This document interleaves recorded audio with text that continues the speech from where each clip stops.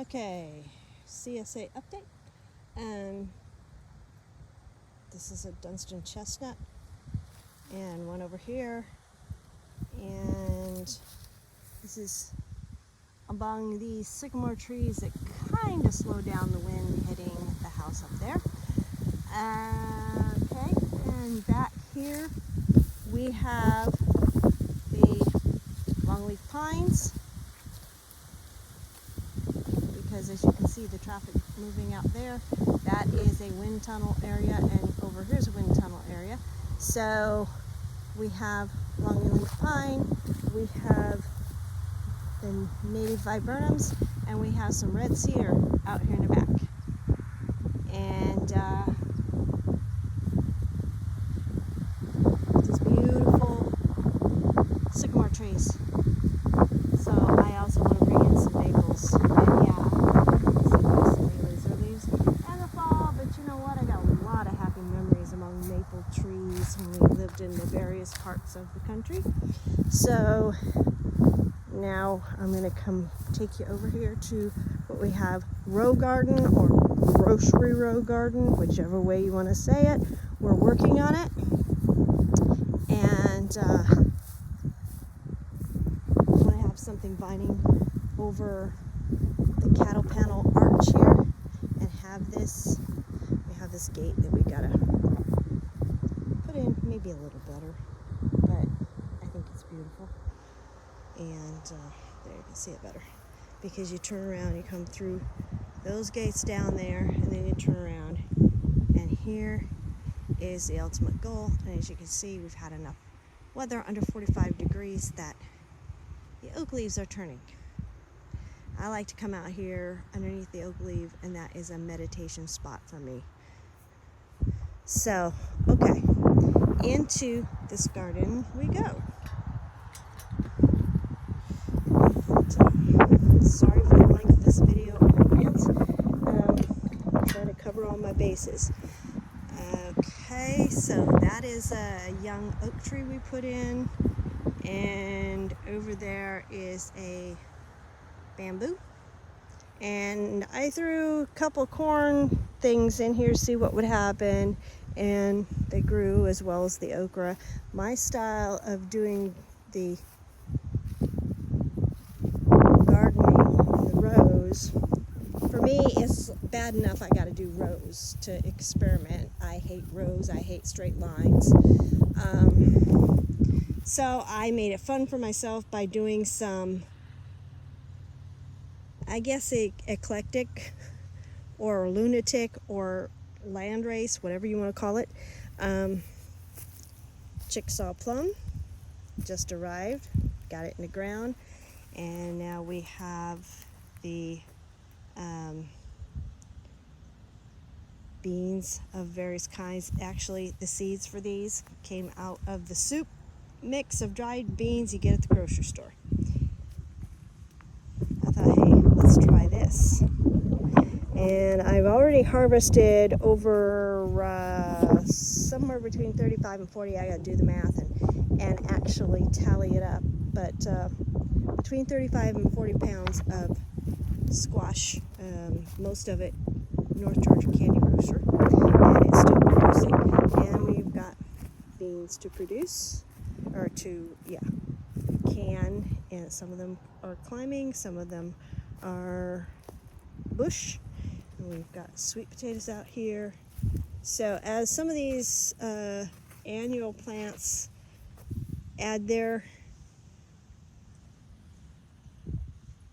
stuff to the soil, you know, they deteriorate and all that kind of stuff, and compost themselves into the ground, then we will put perennials in here. I've just been looking for native to Florida as much as possible. I don't understand these people who are saying, oh yeah, well, do this or do that, it's native. Well, you come to find out about it, maybe it's not so native, or also you come to find out about it is invasive. Like, this is wild amaranth here. It pops up all over the place. But I don't have a problem with it, because if I can put long gloves on and like that, so I'm not getting poked with the thorns. This actually is good for the chickens.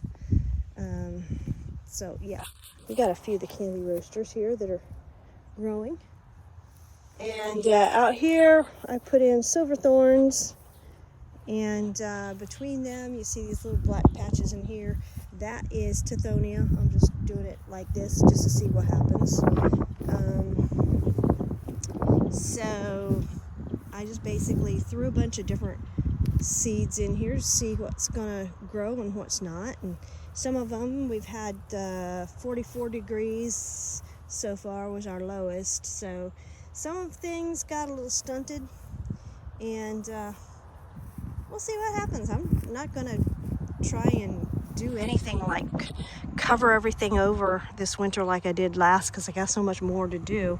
So yeah, apple tree here, that is it is about 20 foot tall, and it has about a 15 foot to 30 foot spread on it. It kind of depends on where you're growing it. So I'm hoping that I get the 30 foot spread. And then over here is the Florida Prince, and I don't know what this plant is here. I've heard it called spurge, I've heard it called false indigo, I don't know, but it is a pain in the backside. Okay, so over here I threw mint, I threw parsley, I've let the weeds come in here. We have a couple of moringas that I put in here. We've got the Puerto Rican black bean that are growing over the, and I haven't been able to do a lot of harvesting from them because we have wasps. They really like it. Okay, this is purple millet that has dried, and I'm just gonna let it reseed itself, which looks like it's done a lot of already. And down in here is mint. Oh, I love mint. I just let it go all over the place because I come out here and I'll get some off for my coffee or cup of tea. Here's a nice pepper. Banana peppers. My husband loves banana peppers. Looks like this one here is, oh, that's a leaf on it, so it's not mouthworm, but I thought maybe it was. Okay, so, holy crap. Biggy big. And that one, of course, the bunnies have had a meal. So we're just gonna leave that there for the bunnies. Okay, now, because it's a gloomy day, I might actually be able to walk through the arch without getting stung. I don't see any of wasps coming around here. Maybe it'd be a good day to try to do a harvest in here, because as you can see, things are getting eaten up.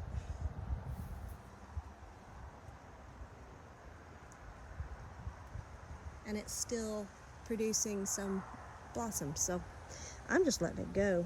And then down here we have the Biden's alba and that whatever it is, and some muley grass.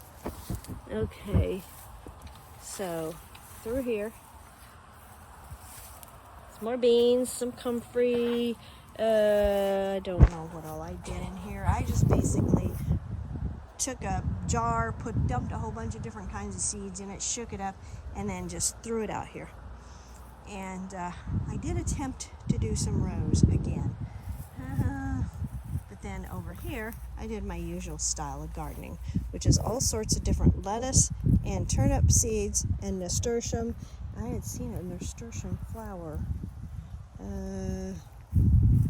Okay, there's in here. And I thought I saw a red or a pink one in here somewhere. Yeah. It's a gloomy day, so the nasturtium leaves are really nice to add to a salad. And then the turnips that I put in here are not the ones that have the purple tops. I hate those. My family will not eat them. So we get the like golden egg, I don't know what all. Looks like some kind of booger's been in here eating. Well, that's okay. They got a meal. I prefer the tops anyway. So, yeah, I come out here with my scissors and I cut, and then I take it inside and I cook it up in place of spinach greens. And this down here is a box that some trees came in, and I am repurposing it with regular Irish potatoes. It's not supposed to be growing in my area until December, but I'm doing it anyway because they were sprouting and they were from my last year's beds. Okay, and here seedlings are coming up for something. I put some onions in there, and I don't know what else I put in there. I think there's Biden's alba getting a start, but there's other things getting a start in here too. Might be some sage. That'll be interesting. It'll be an adventure to see what happens. Okay, so a lot of stuff has died down in here. I put some potatoes in here. I have scattered some seeds of different flowers and things. I usually end up with putting all of it together in a jar. Just shake it up real good and then throw it out and see what happens. It makes gardening even more of an adventure. Okay, so we left the other side over there, the other side of the cattle panel is that's for chickens, because we've got a couple of the hens that like to lay their eggs underneath the basils. And okay, quick glance down through here. That's roselles, and that was an experiment. So now that I see how the purple basil and the roselles work together, I'm going to develop this more into a bed. Leave a space for a door there in the barn. Okay, this is a methyl plum. It only requires 150 chill hours, and these roselles look like we are going to get maybe a flower out of that. Some of these, the flowers are already spent, as you can see with here. So I will harvest them this next week, and I will, whoops, that calyx popped right off. Actually, that was, yeah, it's not a very big one. Anyway, what I will do is I will harvest part of them, and I will cook them up, and it's like cranberry flavor to put into food for the holidays. And also it's a nice counteraction to a really sweet drink like a brandy or a sherry. We like Granny Rich's whiskey, so once in a while we'll pour a glass if we have one of these harvests of the calyx and I've cooked them up. Yeah, okay, these are supposed to be yard-long beans, and I don't know, I put like 4 different kinds of beans in here, and this is what came, and I haven't done a whole lot with it for harvesting because that's another place where the wasps like to hang out. We've got 3 big wasp nests in the barn. Okay, so yeah, over here, there, right there is Florida Glow, I believe, peach tree, and then over here is World's Best mulberry, I believe, is the, okay, so in here is a poor sad little goji berry that puts out berries every once in a while. I gotta give it some more fertilizer or something. I'll probably wait until spring, see how it does through the winter. And yeah, so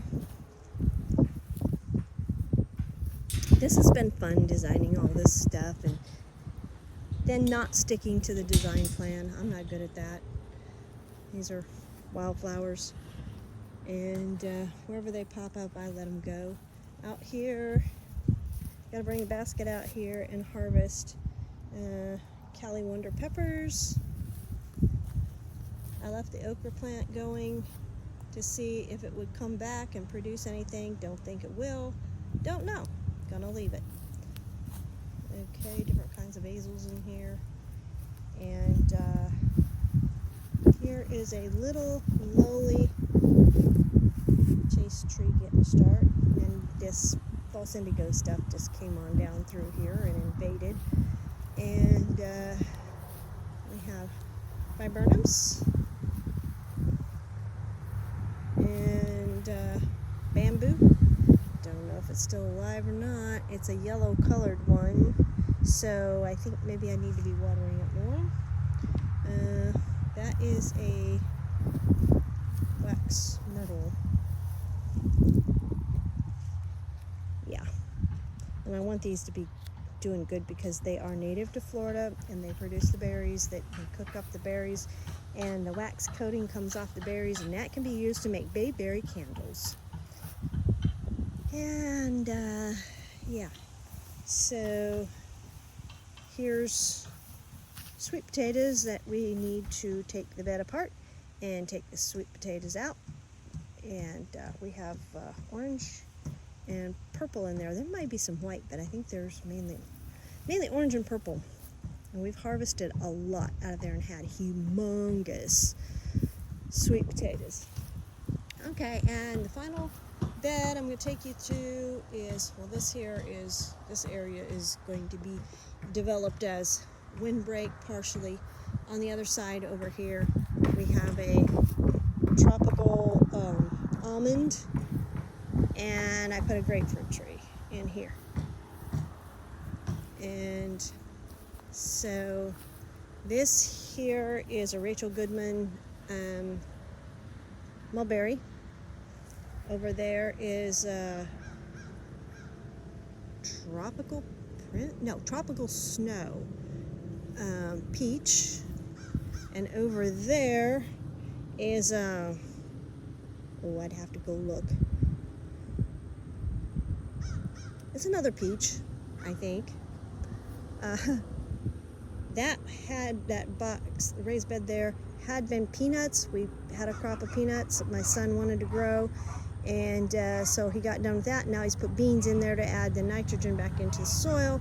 We had a little tea olive thing, or some kind of little olive thing there. And okay, what I was going to show you, the last beds are, well, over here is the blueberries, navel orange, sweet potatoes all through here, some other stuff. I don't remember what I planted, amaranthus. Yeah, these blueberries need some nitrogen, so I will have to take care of that. And then we have the ice cream banana, which takes lower temperatures. And there's a lemon tree there, and there's a lemon tree over there, right here. And I've got little bits and pieces of plants out there. Okay, so the fig trees, gonna put another one in down here. Pumpkin, yay! I love Seminole pumpkins. And lay my squash or my turnips there. Okay, we have mullein, whichever way you want to speak it, pronounce it. 1, 2, 3 Seminole pumpkins. There's one down there. Looks like something's gotten in there and just picking at it. Probably back when the chickens were figuring out how to get in here before I put chicken wire up. Okay, so in here there's some potatoes, regular Irish potatoes. There's some lettuce, and on down there some spinach. And we got more. I do not know how this Seminole squash got planted in here, because it wasn't me that did it. So I'm figuring chickens. They're easy to blame things on. Carrots in boxes. Yeah. Some seeds are doing better than others. And up here, I had a big, huge harvest of loofahs that I will peel, cut into pieces. Anybody wants the seeds, you can have the seeds for free. I will just send them to you, get rid of them. I'm not gonna grow them every year. It looks like they're coming back for another round. That's unusual. Usually when you get a good crop off of them, they die and then they're done for the year. But apparently not this bunch. I'm okay with that. I guess I can set up a store on Etsy and sell them or something. Okay, so yeah, sweet potatoes. And for grins, the chickens like Seminole pumpkins too. So I just left that alone. It's kind of decomposing in place. And every once in a while I see them over here eating some of it. Yep. So there's the mess of cardboard. We're going to burn it down with the biochar so we get the potash and the biochar. Yep. Papayas, moringas, papaya, fairy hibiscus, Barbados cherries. There's a pineapple, there's cannas, there's powder puffs, there's aloe, lemongrass, jaboticaba, and yeah, and then the plant that's taking over the pergola that's being extended is one side is Passiflora incarnata and the other side is Passiflora edulis.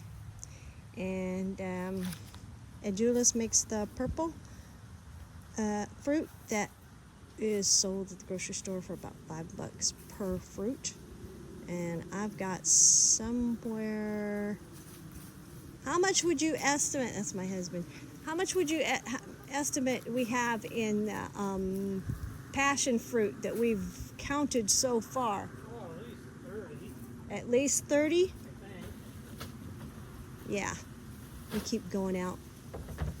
And in the evening while we're watching the sunset, then before we sit down and enjoy that, we'll walk around and count the passion fruit. It's kind of a game. So anyway, there we go. This is what I've done with the back of the property. The front of the property is up there. That's up in that area is fruit and nut orchard. Various fruit trees, various nut trees are coming in. On that side, there's some more nut trees and Yaupon hollies, and we've also spread wildflower seeds, and there's some apples and peaches. On both sides there's apples and peaches and persimmons and plums, and I don't know what all we got. I'd have to go out and look at the tags, but you know what? It's fun. It's hodgepodge. It's not nice and tidy organized, but I don't do that. So this is what makes me happy. And that's, I think, why I was drawn to permaculture. So sorry for the long video, but this is what we got for what I have been doing, and I will post this for the class to see. Thank you.